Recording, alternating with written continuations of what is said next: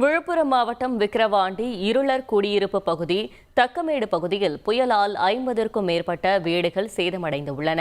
மேலும் வீடுகளில் உள்ள மின்சாதன பொருட்கள், பீரோவில் இருந்த நகை, பணம் உள்ளிட்டவை அடித்து செல்லப்பட்டதாக அப்பகுதி மக்கள் வேதனையுடன் தெரிவித்தனர். பல்வேறு வீடுகளில் சுவர்கள் விழுந்த நிலையில் உறங்க வழியின்றி தவிப்பதாக கூறினர். பாதிக்கப்பட்ட மக்களுக்கு வீடு வழங்குவதுடன் மாவட்ட நிர்வாகம் உரிய நிவாரணம் வழங்க வேண்டும் என கேட்டுக் கொண்டனர்.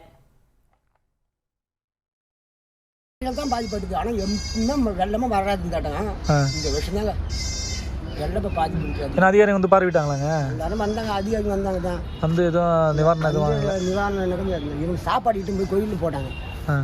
அவ்வளோதான். வீடு கட்டி கொடுக்குறேன்னு சொல்லிக்கிறாங்களா? அது சொல்ல சார் எங்களுக்கு ஒன்றும் எதுவும் சொல்லல. தயவு செய்து பாருங்க சார், எங்களுக்கு படுக்க கூட இடம் இல்லை சார். கட்டின துணிமணி ஆட விட்டு போயிட்டாங்க சார். இந்த வெள்ளத்தில் நாங்கள் தாதுக்காரங்க. சின்ன கல்லு பெத்த லாபம். இங்க ஒருத்தர் ட்ரை ஃப்ரூட் பிசினஸ் பண்ணி மாசம் 3 லட்சம் ரூபாய் சம்பாதிக்கிறார். எப்படின்னு தெரிஞ்சுக்கணுமா? ஃப்ரீடம் ஆப்பை டவுன்லோட் பண்ணுங்க. முடியாது, நாங்கள் லட்சம் கிடக்குறோம். சாப்பாட்டுக்கு இல்லை, அதில் வரவங்கள யாராவது கொடுத்துட்டு போகிறாங்க. இல்லைன்னு சொல்லலை. படுக்க இடம் இல்லை, கண்ணு கூட பாருங்க சார். நீங்கள கூட குண்டு பாருங்க சார்.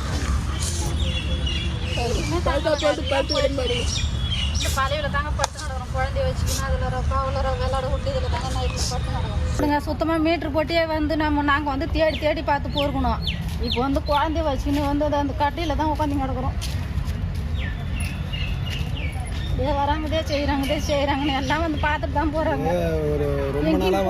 கடிச்சா கூட எங்களுக்கு கேள்வி கிடையாதுங்க.